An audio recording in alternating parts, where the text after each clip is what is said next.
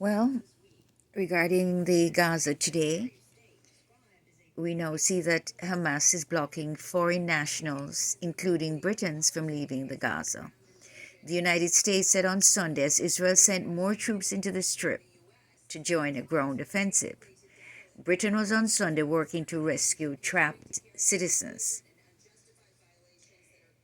The trapped citizens and several other country citizens have been trapped, not allowed to exit the Gaza.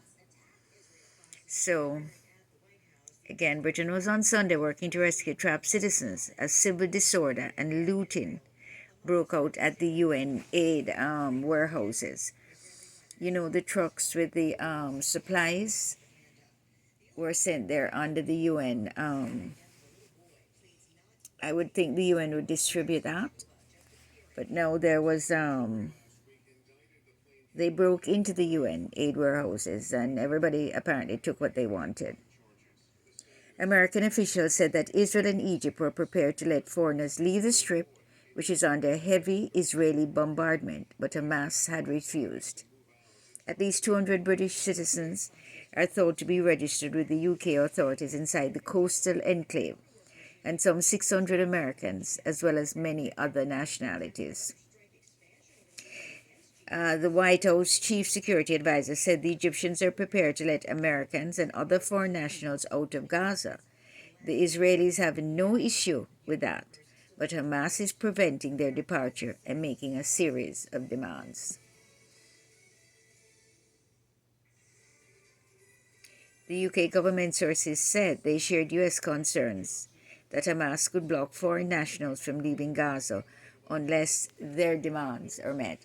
Apparently, they have several demands, and they're maybe negotiating to get all that done.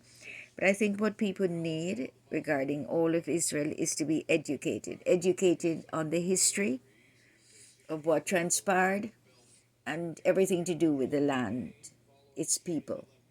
And so a lack of education has brought about all the situations that the people are now facing in. And we're seeing a lot of families that are being displaced.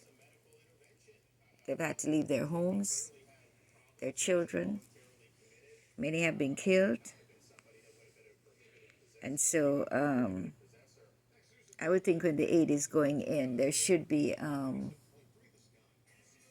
addition to the UN, there should be other groups that should also be handling it, because here it is, they broke into the UN warehouse, and so it has been unfairly distributed. If one set has taken the majority of what they want, and so it has not been able to be distributed equally with everybody. Okay, the IDF meanwhile continues to expand its armored push into the Strip, sending more troops into the north in what analysts said appeared to be a gradual probing attack. As the assaults continued, a Palestinian aid group said the major Al-Quds hospital had been ordered to evacuate by Israeli authorities.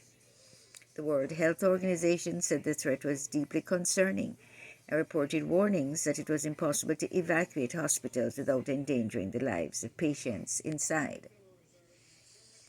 As the situation in the Strip became more desperate, thousands of Gazans broke into United Nations, again their warehouse. Crowds of people were filmed carrying away stacks of food, sacks of flour marked with the blue logo of the UN Palestinian Refugee Agency, UNRWA.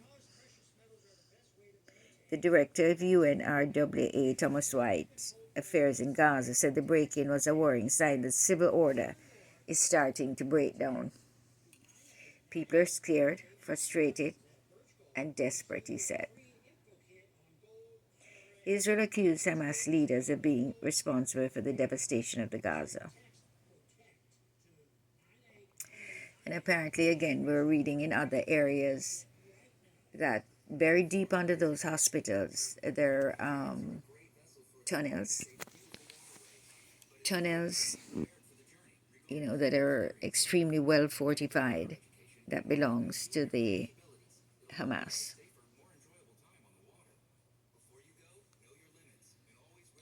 And it is said here the Hamas is making life extremely difficult for Israel by taking civilians as human shields and putting their rocket infrastructure and terrorist infrastructure amongst civilians. On Sunday, the Hamas-controlled Gaza Health Ministry claimed the death toll amongst Palestinians passed 8,000, and most of them were women and children. Most of them were women and children.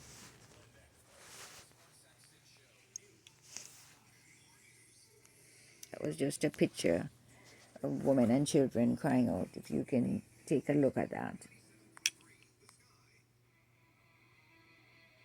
Impeding the relief supplies to Gaza's population may constitute a crime under the International Criminal Court law, ICC jurisdiction. The court's top prosecutor has said Israel must make discernible efforts without further delay to make sure civilians receive basic foods and medicine.